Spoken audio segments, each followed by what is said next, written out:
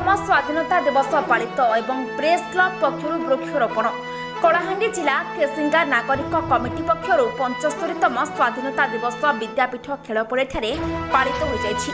Corona को दृष्टि रखी स्वाधीनता दिवस पालन कर उत्सव में कलाहांडी उपजिलापाल विश्वजीत दास मुख्य अतिथि भाव में जोगदे जातीय पताका उत्तोलन करते।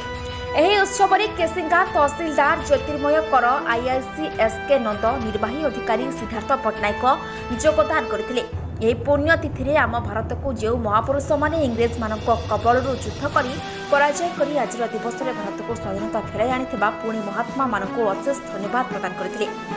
ଏହି ଅବସରରେ କୃତି ଛାତ୍ରଛାତ୍ରୀମାନଙ୍କୁ ମୁଖ୍ୟ ଅତିଥିମାନଙ୍କ ଦ୍ୱାରା ପୁରସ୍କାର ପ୍ରଦାନ କରାଯାଇଥିଲା।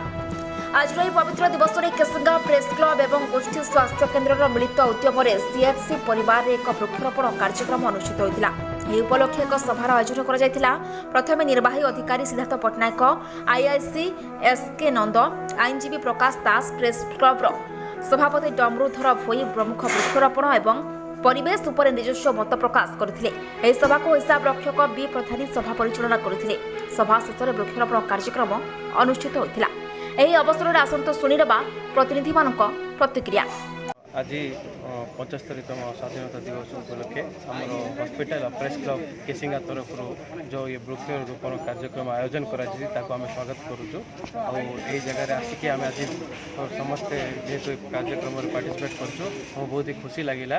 आज बर्तमान परिस्थिति में आमर प्लांटेशन टाइपटा निहाती आवश्यक, तेणु समस्त को अनुरोध करी कि ये कमटा से समस्ते निज निज एरिया करेंगे। पवित्र दिवस आज आम स्वाधीनता दिवस स्वाधीनता दिवस रे आज हूँ आम भारत वर्ष जन्मदिन कहले अत्युक्ति हेनी। तेणु आज जन्मदिन अवसर में जो माने वृक्षरोपण कार्य आमर प्रेस क्लब तरफ जहाँ करागला निहाती स्वागत जन्य। आ वृक्षरोपण ही माध्यम गोटे माध्यम जोटा कि परिवेश संतुलन रक्षा कर समस्त मन में गोटे संदेश आम दौचु जे निज सुरक्षा एवं निजर जीवन रक्षा करने वृक्ष ही आमर माने गोटे माध्यम। तेणुक जो पदक्षेप निजी निश्चय भाव गोटे बहुत सुंदर पदक्षेप। आगामी दिन में आम अनुरोध कर समस्त पाखे सब अर्गानाइजेसन पाखे खाली प्रेस मीडिया कथा नहीं प्रत्येक अनुष्ठान मैंने बुझंतु वृक्षता तोड़ जो बुझे हूँ आम परिवेश आम सुस्थ सबल और गोटे परिवेश करते। वंदे मातरम।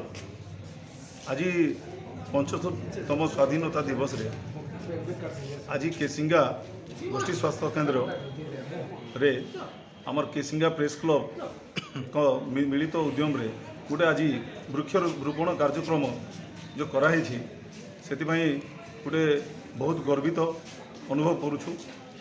आउ आमर Kesinga NAC executive officer Siddharth Pattnaik और आईएसी एसके नंद से मैंने उपस्थित थे और सहयोग करते आमको बहुत सहयोग कले। आउ केसिंगा माने गोष्ठी स्वास्थ्य केन्द्र रे से भितर गोटे परिवेश रे बहुत बाधा सृष्टि करथिला गछ न थिबा जगुरु से आम गोटे आम समस्ते गोटे आम प्रेस क्लब कर्मकर्ता और गोष्ठी स्वास्थ्य केन्द्र आमर इंचार्ज सुभाष बेहरा आम गोटे निष्पत्ति नेलु जे किछि गछ लगे कम से कम परिवेश माने को आम बहुत माने सुधारिबा और माने जेतिकी पेसेंट अछंती से माने गोटे कम से कम भल भाव में अम्लजान से मैंने पाइपर से आम ये जो पदक्षेप नेलु। आगामी दिन में भी आमर प्रेस क्लब तरफ विभिन्न अनुष्ठान भी आम जाइए भाया वृक्षरोपण कार्यक्रम कर आगामी दिन में आम प्रयास करूँ। आज 75तम स्वाधीनता दिवस अवसर में प्रेस क्लब केसिंगा और सीएचसी केसिंगा मिलित उद्यम वृक्षरोपण कार्यक्रम कर मु समस्त सदस्य और मुख्य अतिथि मानक धन्यवाद अर्पण। Kesinga Madhusudan Thakur report crime news Odisha.